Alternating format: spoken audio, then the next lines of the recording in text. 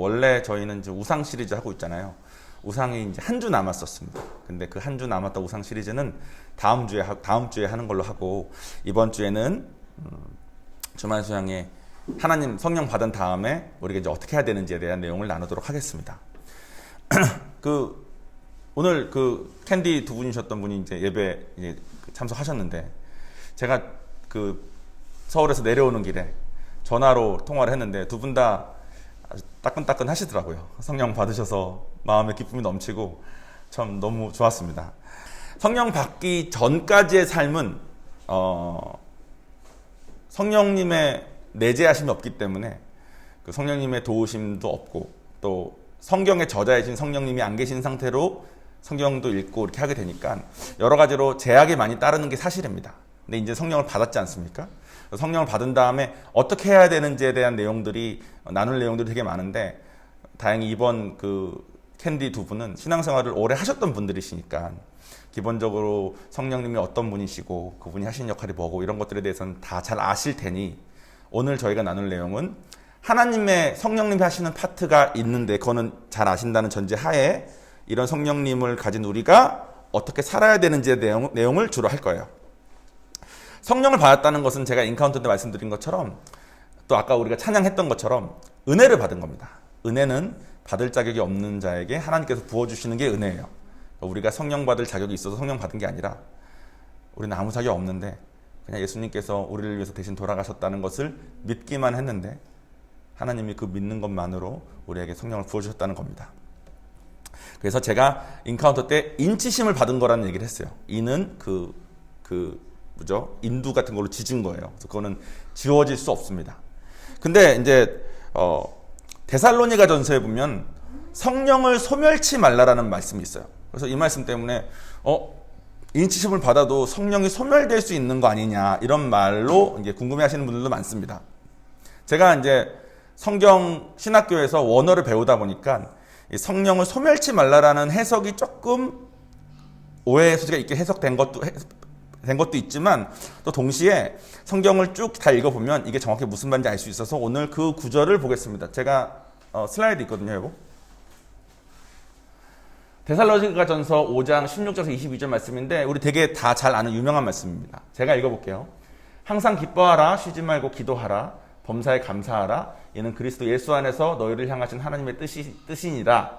그리고 그 다음에 성령을 소멸치 말라, 예언을 멸시치 말고 범사에 헤아려 좋은 것을 취하고 악은 모든 모양이라도 버리라. 이렇게 쓰여졌습니다. 여기서 성령을 소멸치 말며라는 말씀이 있는데, 여기서 성령을 소멸치 말라는 게 무슨 뜻인지 제가 설명을 하기 위해서, 왜냐하면 이걸 명확하게 잡지 않으면 나중에 살다 보면은 우리가 영적으로 좀 떨어질 때도 있고, 뭐 또 무슨 시험 들 때도 이렇게 하다 보고, 또 이렇게 지금은 이제 일주일밖에 안 됐으니까 따끈따끈 하시는데 좀 지나다 보면은 또 이게 아닌가 저게 아닌가 이런 식의 의심이 들 수 있거든요. 근데 그게 아니라는 걸 말씀드리기 위해서 좋은 예가 뭐가 있을까 고민하다가 제가 미국에 있을 때 배운 내용을 하나 말씀을 드리겠습니다. 미국은 저희 교회 식당만 가도 지금 저희 부산은혜교회는 브루스타로 요리를 하고 있습니다. 여기 도시가스가 들어오는 거가 공사비가 많이 들더라고요. 그래서 그냥 브루스타로 하고 있는데, 도시가스가 들어오더라도 한국은 이렇게 도시가스를 우리가 켜고, 도시가스를 이렇게 켜면 가스가 나오지 않습니까? 가스가 나온 데다가 이렇게 불을 라이터로 이렇게 푹 붙이잖아요. 그래서 이렇게 불을 피우지 않습니까? 근데 그게 미국은 조금 다른 게, 다른 원리는 다 똑같은데 미국은 화구 안에 한 새끼손가락의 한 마디 정도만한 조그만 불이 항상 켜 있어요. 24시간. 그 말은 가스가 아주 조금 계속 나오고 있는 거예요. 그래서 그 가스가 아주 조금 계속 나오고 있는 거에다가 불을 이렇게 붙여놓습니다. 그래서 그걸 이렇게 파일럿 라이트라고 그래요. 파일럿 라이트. 그러니까 파일럿. 조종사 할 때 그 파일럿 라이트라고 그러는데, 이건 뭐냐면 우선 편리하죠. 할 때마다 라이터를 안 해도 돼요. 가스를 틀면 바로 불이 붙는 거예요. 불이 항상 조그맣게 있으니까. 가스를 틀면 바로 불이 나올 수 있는 상태로 유지한 상태로 불을 끄고 집에 갈 때도 조금만 불이 있는 상태로 집에 가는 겁니다. 왜냐하면 그게 안전하기도 해요. 한국은 라이터로 킨다는 말은 실수로 이거를 열어놓으면 가스가 계속 나오고 있는 상태인데, 미국은 가스가 계속 나오고 있는 상태는 없는 거예요. 가스가 나오고 있는 상태가 되면 불이 나니까, 불이 켜져 있는 상태가 되니까. 그러니까 불이 켜져 있으니까 눈으로도 잘 보이니까 잘 끌 수 있고. 그래서 미국은 법적으로 항상 파일럿 라이트가 켜져 있게 되어 있습니다. 성령을 받았다는 것은 여러분이 화구이고 여러분에게 파일럿 라이트가 꺼지지 않고 켜져 있다는 뜻이에요. 근데 파일럿 라이트는 저 안쪽 구석에 이렇게 조그맣게 있습니다. 그러니까 겉에서 봤을 때는 가스가 안 들어올 때는 불이 없는 것 같아. 어떤 때는. 또 가스가 들어올 때는 불이 막 활 탑니다. 그러니까 지난주에 우리 주말 수양회 때는 팀 멤버분들이나 캔디드 분들이나 다 파일럿 라이트, 그러니까 성령을 받으신 사람은 그 파일럿 라이트가 있는 거고, 가스를 켜서 성령의 기름 부음, 뭐 성령의 역사하심, 성령을 뭐 외적인 역사 뭐가 됐건 은혜 충만하게 돼서 성령 충만이 되면 불이 켜져 있는 상태가 되는 거죠. 근데 이 상태가 계속 유지되는 게 아닌 게 가스 공급만 끊기면, 가스 공급이 끊기면, 그러니까 막 그 부흥회나 뭐 인카운터나 뭐 주말성 이런 데서 막 은혜 받는 거가 좀 안 되고 세상에서 아까 정식 집사님 말씀하신 것처럼 세상에서 이렇게 그냥 이렇게 있다 보면 자연스럽게 이 세상의 공중권세는 사탄이 잡고 있기 때문에 우리가 그렇게 뜨겁게 가만히 놔두질 않거든요. 그러니까 우리의 생각과 마음을 막 유린하고 하다 보면 또 그게 또 불이 안 보이는 것처럼 시들하기도 하고 그렇습니다. 근데 성령을 받았다는 것은 꺼지지 않는 파일럿 라이트 안에 있다는 거예요. 그러니까 여러분은 구원은 앞으로 이루어갈 거니까 신학적으로 뭐 성화다 영화다 많지만 그런 걸 다 떠나서 그런 걸 좀 다 내려놓고 간단하게 말해서 여러분이 할 수 없는 일이 하나 있어요. 그거는 여러분은 이제 죽었다 깨나도 지옥을 갈 수 없습니다. 여러분의 화구에 불이 활활 타건 없건 아예 안 보이건 상관없이 여러분 안에는 파일럿 라이트는 항상 켜져 있는 상태가 된 겁니다. 그러니까 여러분에게는 그 인치심에 대한 걱정할 게 없는 상태가 된 거예요. 그리고 오늘 우리가 나눌 말씀은 인치심을 받은 우리가, 이 파일럿 라이트가 항상 켜져 있는 우리가 어떻게 살아야 되는지입니다. 오늘 본문을 제가 읽어볼게요. 주보에 본문이 있습니다. 오늘 본문은 고린도 후서 8장 12절에서 14절까지 말씀입니다. 그러므로 형제들아 우리는 육체를 따라 살도록 육체에게 빚을진 자가 아니다. 너희가 육체를 따라 살면 반드시 죽을 것이나 성령으로 몸의 행실을 죽이면 살 것이다. 누구든지 하나님의 영으로 인도함을 받는 자들은 하나님의 아들들이다. 이게 오늘의 본문입니다. 이게 고린도 후서잖아요. 고린도라는 지역은 그리스 반도랑 대륙을 연결하는 항구였대요. 당시에 상업적으로 엄청나게 발전된 도시였답니다. 그래서 그런 지역에 바울이 가서 2년 동안 선교를 해서 교회를 설립합니다.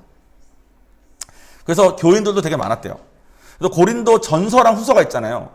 고린도 전서에는 당시에 그 막 물질적으로 풍요롭고 음란하기도 하고 막 잡신도 엄청 섬기고 하는 그 동네에 어떻게 살아야 되는지에 대해서 써진 게 고린도 전서인데 고린도 후서가 조금 안타깝습니다. 고린도 후서는 뭐냐면 고린도 전서가 전해지고 고린도에 막 교회도 잘 세워지고 막 교인들도 많고 그랬는데 어떤 거짓 선지자들이 가가지고 야 바울은 사도가 아니야. 바울은 솔직히 영적으로 그렇게 대단한 사람이 아니야 라고 선동을 한 거예요.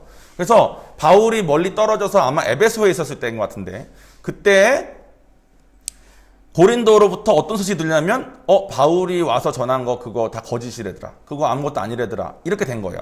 그래서 바울이 찾아갑니다. 고린도에. 찾아갔는데 바울을 그 교인들이 받아주지 않습니다. 당신 거짓 선지자인 것 같은데 우리가 안 받아주겠다고. 그래서 바울이 고린도 교회에 갔다가 쫓겨나.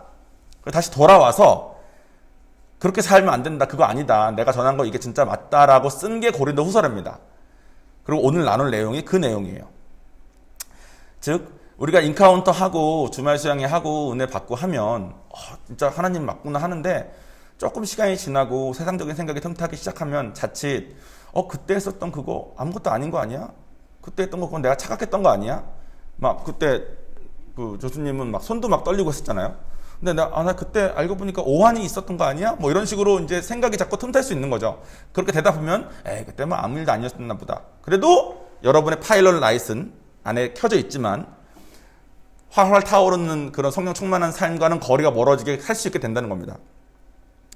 제가 오늘 한 절 한 절 이거를 인카운터 원래 내용을 예배로 바꾸다 보니까 제가 이렇게 연결하는 데 있어서 조금 부드럽지 않은 부분이 있을 수 있어요. 근데 잘 들어보세요. 12절 먼저 볼게요. 자, 12절에 보면 형제들아 우리는 육체를 따라 살도록 육체에게 빚을 진 자가 아니다라고 되어 있습니다. 그럼 우리는 누구에게 빚을 진 자입니까? 우리는 우리 목숨 대신 예수님이 피 흘려서 우리 목숨을 살리셨기 때문에 우리는 예수님의 피값을 빚진 자입니다.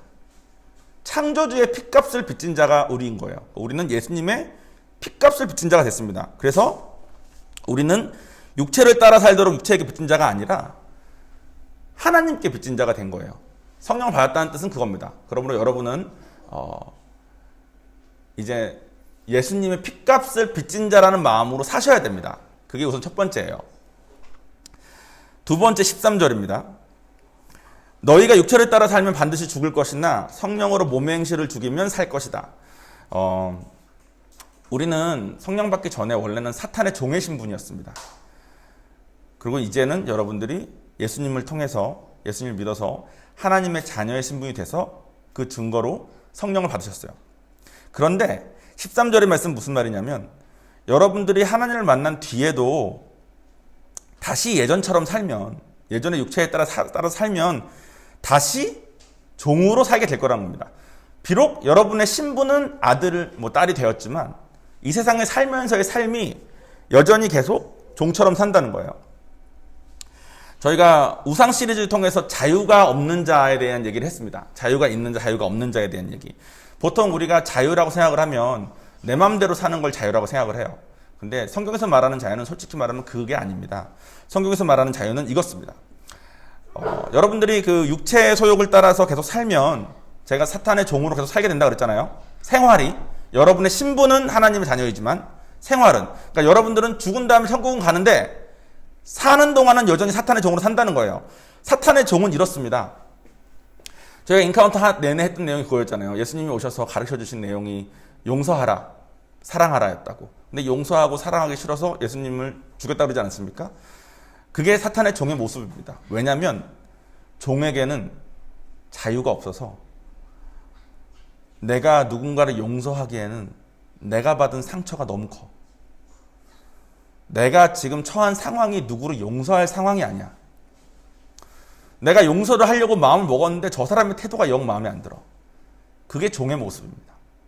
그런 자에게는 하나님이 내가 너를 피값으로 샀어. 그러니까 너도 용서 좀 해봐봐. 암만 백날 얘기해봤자 용서할 자유가 없어요. 왜냐하면 자유롭게 누군가를 용서하기엔 마음에 걸리는 게 너무 많은 거죠.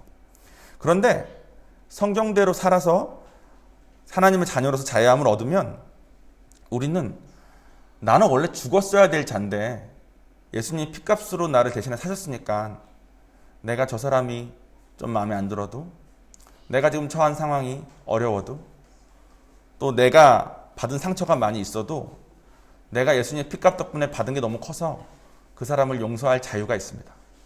그것이 자유예요. 그 인카운터 우리 주말 수양회 때 정주 그 누님께서 제가 호칭을 집사님이라고 다 불러야 되는데 예배 때는 최소한 제가 자꾸 입에 붙어가지고 누나 정주 집사님께서 그 간증하실 때 그런 말씀 하셨죠. 다 너무 미안하고 내가 진짜 이런 고백하셨잖아요. 하신 그 고백이 성경에서 말하는 자유함을 가진 자가 할 수 있는 용서입니다. 근데 그 용서는 주님 안에 성령 충만할 때 가능해요. 근데 성령 충만함을 유지하지 않으면 누군가를 용서할 수가 없습니다. 내 마음이 용서할 자유가 없어. 용서하기엔 걸리는 게 너무 많아. 근데 성령의 기름 부음 받아서 정준하의 그 화구에 불이 가득할 때는 그게 되는 거예요. 그래서 13절에 육체를 따라 살면 반드시 죽을 것이나 여기서 육체를 따라 산다는 것은 예전에 살던 대로 성령 받기 전에 혹은 성령 받은 뒤라도 내가 내 생각대로 내 마음대로 살 때처럼 그렇게 살다 보면 여러분은 여전히 자유함 없는 종처럼 죽은 사람의 죽은 심으로 삶을 살겠지만 성령 충만을 유지하고 성령을 통해서 몸의 행실을 죽이고 살면 여러분들이 그 자유함을 누리게 될 거라는 뜻입니다. 그러면 무슨 말이겠습니까? 우리는 성령 충만을 계속 유지해야 된다는 뜻이에요. 성령 충만할 때 자유하게 살 수 있으니까. 그렇죠?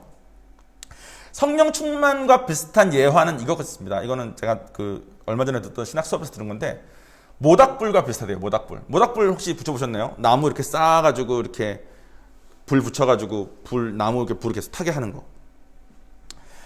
여기서 모닥불의 그 불은 우리가 가진 파이얼렛 라이트 같은 그런 불이고, 그러니까 우리는 이제 꺼지지 않는 거예요. 어떤 상황이 돼도 불씨는 꺼지지 않는 삶이 됐는데, 거기에다가 기름을 부으면, 성령 기름 부어서 은혜 확 받으면 불이 확 붙습니다. 근데 문제는 모닥불이 기름을 부으면 불이 확 커지는데 금방 다시 작아져. 경험해 보셨죠? 모닥불 뭐 피워보신 분, 기름 부어보셨습니까? 모닥불에다가 기름 부으면 기름이 그 휘발성이 너무 높으니까 불이 확 일어났다가 금방 다시 작아집니다. 성령의 그 은혜 받는 거는 그런 거랑 비슷해요. 대신 그렇게 확 붙으면 다른 것들에 불이 이렇게 붙게 되죠. 그러니까 성령의 은혜 받는 거, 부흥회 같은 데서, 인카운터 같은 데서 은혜 받는 거는 우리에게 그렇게 불을 확 올릴 수 있는 그런 제가 한국말이 좀 부족해서 그런 도움을 많이 받을 수 있습니다. 그런데 모닥불에 장작이 없으면 불을 오래 태울 수가 없어. 그러니까 많은 사람들이 성령을 받은 다음에 불씨는 가지고 있는데 장작을 계속 쌓는 것은 너무 어려우니까 자꾸 그냥 부흥회 가서 은혜 받기 원하고, 인카운터 주말 수영회 가서 또 은혜 받기 원하고, 이런 마음으로 자꾸 자기를 제한하게 됩니다. 물론 하나님께서 우리를 사랑하시니까 인카운터 이런 데 가서도 이렇게 불을 확 부어주세요. 근데 그러면 막 너무 좋아. 그랬다가 한 일주일 지나면 다시 원래 그 자유 없는 사탄의 종의 신분의 모습처럼 살게 되는 거예요. 하나님 자녀가 됐음에도 불구하고. 불씨는 남아있지만. 여기서의 장작은 뭐냐면 순종입니다. 순종을 하는 것이 여러분에게 장작을 계속 더하는 거예요. 순종은 이겁니다. 내가 잘 이해가 되지 않지만 성경에 쓰여져 있기 때문에 하는 게 순종입니다. 조금 어려워요, 개념이. 순종은 여러분들이 성경을 직접 읽다가 성경에 대한 감동이 있었거나, 아니면 뭐 목회자나 이런 분들의 설교를 통해서 성경 말씀에 대해서 말씀을 했을 때 나는 저게 조금 이해가 안 되고, 나는 저게 조금 헷갈리지만, 공감이 어려울 때도 있지만 성경에 그렇게 쓰여져 있으니까 해보는 거, 그게 순종입니다. 그리고 그 순종들이 여러분들의 모닥불에 있는 그 장작이에요. 예전에 저는 하나님을 만난 다음에 목사님이건 전도사님이건 심지어 하나님한테도 이런 말을 많이 했습니다. 내가 순종을 할 테니까 나를 설득시키라고. 내가 설득만 되면 하겠다고. 그런 말 되게 많이 했어요. 내가 아무리 어려워도 설득만 되면 내가 할 테니까 나를 설득시키라는 말을 되게 많이 했습니다. 그러니까 성경 말씀 중에 나를 설득 못 시키겠는 것들은 못 하는 거고, 내가 설득되는 거는 하는 거죠. 저희 신앙생활은 그렇게 갔습니다. 그리고 저는 그게 안전하다고 생각했어. 내가 이해도 안 되고 내가 설득도 안 되는 걸 하다 보면은 위험할 수 있으니, 신앙생활 하면서 막 되게 조금 위험에 빠지는 사람들도 많이 있지 않습니까? 그러니까 나는 그렇게 되지 않겠다, 이런 마음으로 그렇게 행을 했습니다. 그런데 저희 와이프가 상담학 전공한 사람이잖아요. 와이프가 말해줬는데, 사티어라는 학자가, 이 사람 뭐 믿는 사람인지 안 믿는 사람인지 잘 모르겠어요. 사티어라는 사람이 빙산에 비유하면서 사람을 표현했는데, 빙산이 여러분, 뭐 저는 극지방은 못 가봤습니다. 저 미국에 있을 때 한번 극지방을 되게 가보고 싶어서 엘래스카 뭐 이것도 좀 알아보고 좀 했었는데 끝내 못 갔어요. 여유를 못 내서. 극지방에 가면 빙산들이 보이지 않습니까? 빙산들이 보이는데 물 위로 올라온 눈에 보이는 빙산은 한 5%밖에 안 된대요. 한 95%가 밑에 있다는 거죠. 빙산 따라 좀 틀리겠지만 평균적으로. 근데 우리 사람이 그렇대. 자기가 자기 자신의 5%만 안 돼. 거울을 보면 딱 보이는 게 있어요. 그건 내가 이제 아는 거죠. 그리고 내가 봤을 때 내가 난 이런 성격의 사람이고, 난 이런 모습의 사람이고, 이렇구나 저렇구나를 아는데 그게 자기 자신의 5%밖에 안 된답니다. 그러니까 나는 왜 이런 상황에 이렇게 위축되지? 나는 왜 이런 상황에 이렇게 화가 나지? 난 이런 상황에 왜 이렇게 짜증이 나지? 모른다는 거야. 95% 파트가 너무 많으니까. 그런데 문제는 내가 나의 5%만 알고 사는데 내가 남의 5%만 알고 산대. 그러니까 내가 나의 5%만 알고 내가 판단하고 세상을 사는데, 같이 생활하는 우리 교회 혹은 부부로 예를 들어 제가 우성이에 5% 아는 거예요. 5%. 근데 내가 봤을 땐 다 아는 것 같아. 저 사람은 저렇고, 이럴 때 이렇고, 저럴 때 저렇고. 그러니까 95%를 모르는 상태로 5%만 알고 행동하는 거예요. 그러니까 살다 보면 이 사람 이런 사람이었구나 하면서 새롭게 배우는 게 계속 있는 거죠. 내가 모르는 게 있었다는 거야. 근데 쉽게 그렇게 생각하지 않습니다. 사람은 기본적으로 교만하기 때문에 내가 나를 어느 정도 알고 내가 남도 어느 정도 안다고 생각하고 살아요. 그러니까 하나님이 말씀하시는 용서, 사랑 거의 불가능한 겁니다. 5%밖에 모르는 내가 하나님이 너 용서하기 위해서 이거 해봐라, 너 사랑하기 위해서 저거 해봐라, 성경 말씀은 다 그 내용이잖아요. 그 말씀을 아무리 주셔도 5% 나를 알고 남의 5%만 알고 있는 제가 그 나머지 파트를 모르는 상태로 성경 말씀은 진리니까, 성경 말씀은 이 100%를 다 포함한 말씀을 하시는 걸 테니까 이게 나한테 설득이 될 수가 없는 거야. 이 말이 안 되거든. 그러니까 도대체 이해가 안 돼서 저는 순종을 하기는커녕하고 그냥 걷어찬 말씀들이 너무 많습니다. 이건 내가 못하는 거지. 이걸 어떻게 해? 성령 충만할 때는, 불이 커졌을 때는 그래 나 할 수 있을 것 같아. 하나님, 내가 주님 위해서 뭐 목숨이라도 바칠게, 이런 마음이 들어오는데, 그렇게 가스가 잠깐 들어왔다가 꺼지는 그 성령, 그러니까 모닥불에 기름 잠깐 부어서 커지는 그 불 같은 거는 너무 빨리 없어지니까, 어제는 내가 와이프로 해서 죽을 수 있을 것 같은데 오늘은 갑자기 못 죽겠고 걸리는 게 많은 거죠. 그 삶을 맨날 사는 겁니다. 성령 충만하지 못하니까. 95%는 성령님이 보여주셔야만 됩니다.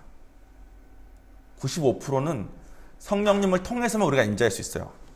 그런데 저는 95%가 성령님이 기도할 때 정원아, 우성이는 이런 사람이란다, 물론 그렇게 해주신 적도 있어요. 근데 대부분의 경우는 제가 성령의 의지에서 성경 말씀을 순종했을 때 비로소 깨닫게 되는 것들이 너무나 많았습니다. 제가 그 예를 하나 들어볼게요. 데살로니가 전서에 항상 기뻐하라라는 말씀이 있습니다. 우리가 항상 기뻐할 수 있겠습니까? 못하죠. 그래서 저는 예전에 항상 기뻐하라라고 말씀이 되어 있고, 내가 오늘 기뻐하기에는 기분이 좀 이런 날, 내가 오늘 기뻐하기에는 좀 일이 복잡한 날은 어떻게 해야 되는지가 성경 말씀이 있는 줄 알았어. 근데 그런 말씀이 있지 않고, 기껏 있는 말씀이 문제가 있을 때 기도하면 너의 마음과 생각을 지키시리라 정도만 있지, 그냥 기뻐하래. 그러니까 저는 이게 당시에 저한테는 나를 설득 못 시키는 말씀인 거예요. 아니, 어떻게 항상 기뻐해? 말이 안 되잖아요.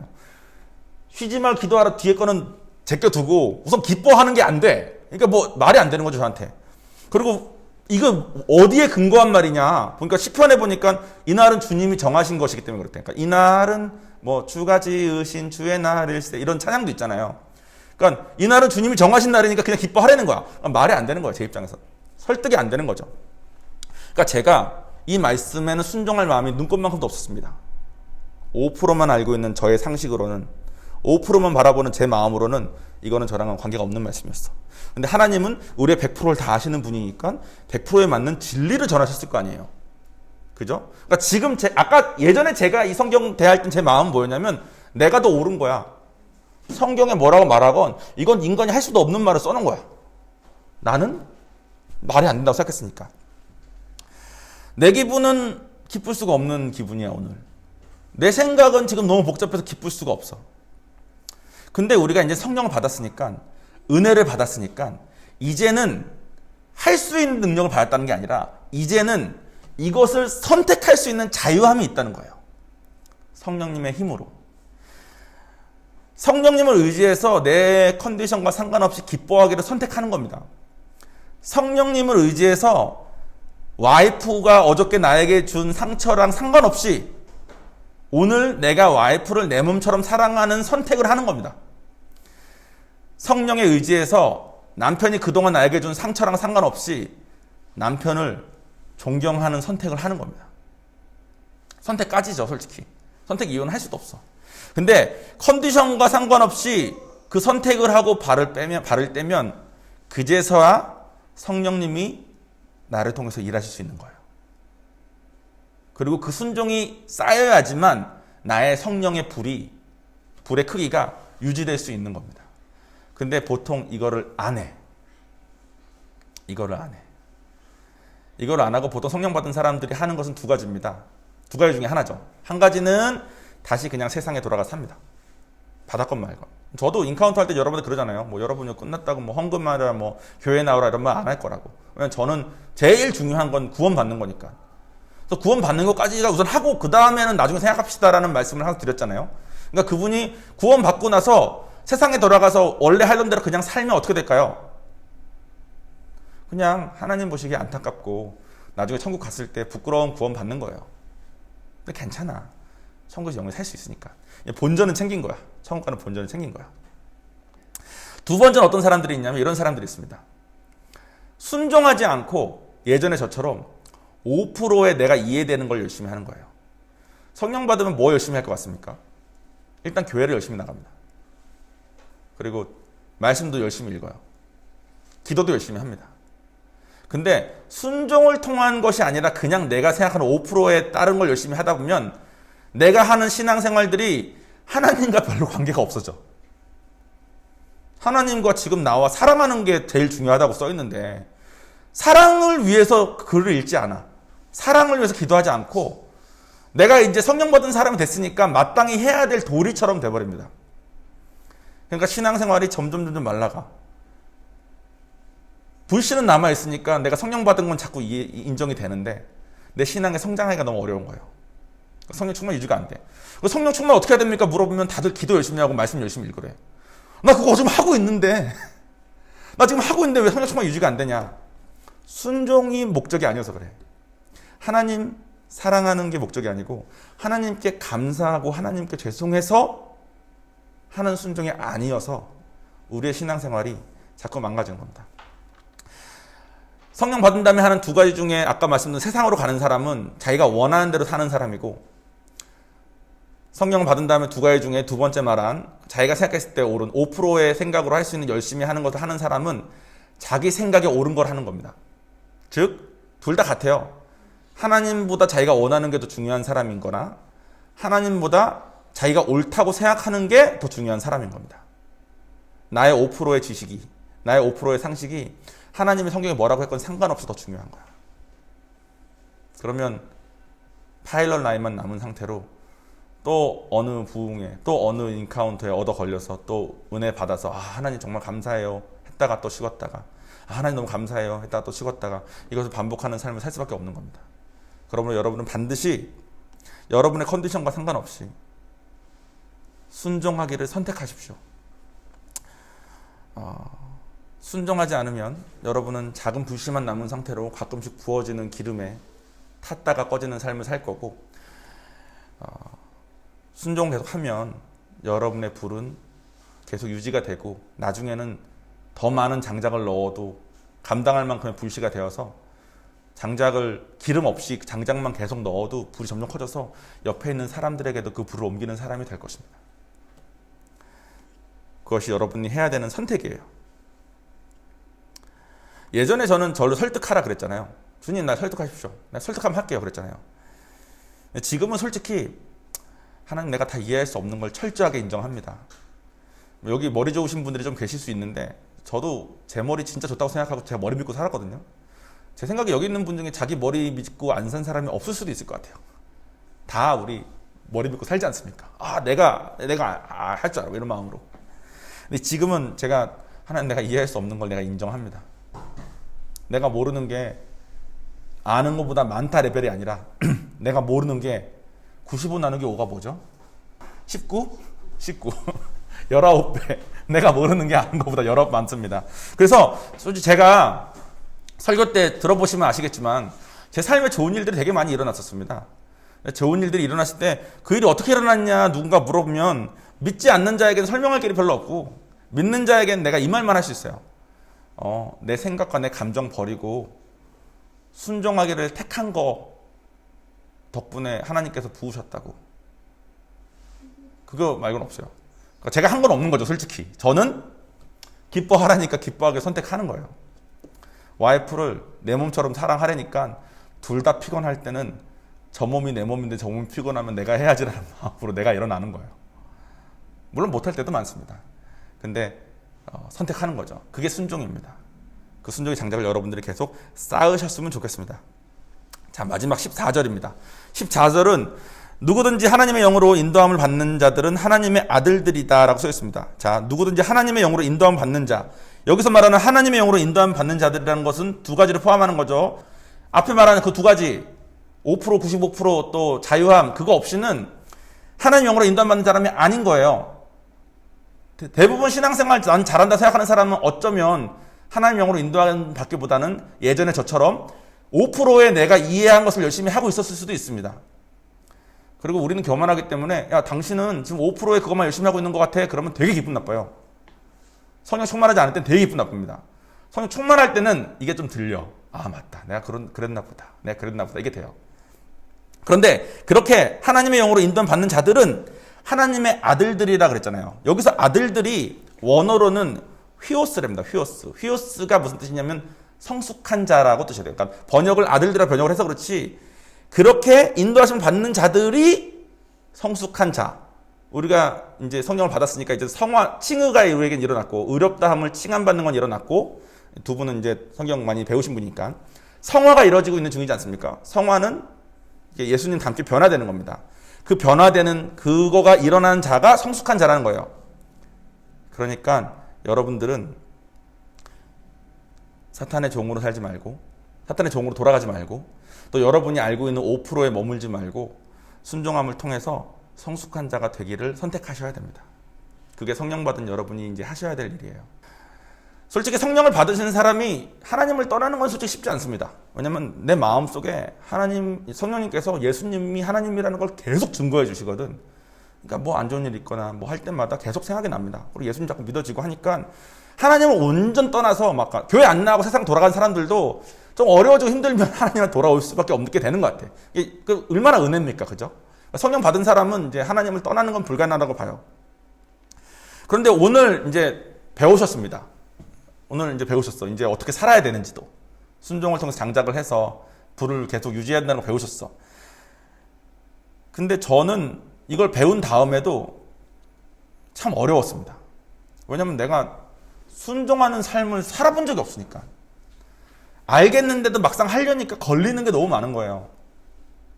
그리고 저는 세상에서 사탄의 종으로 있던 사람이니까 뭘 하나 하더라도 자질구레하게 아무도 모르는 건 하기 싫고 남들 눈에 봤을 때 좀 그럴듯해 보이는 것만 하고 싶었습니다. 교회 안에서도. 내 마음속에 귀한 고생하는 거 누군가 좀 인정해주면 좋겠는 이런 마음이 자꾸 들어오더라고.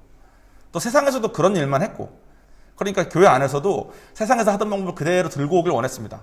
그러니까 아무도 모르게 하나님만 아는 만한 그런 일들을 혹시 목사님이나 전도사님이 저한테 이거 한번 해볼래요 말하면 그건 하기 싫었어. 근데 뭐 청년부들 앞에 가가지고 뭘 한다 이런 것도 하고 싶고.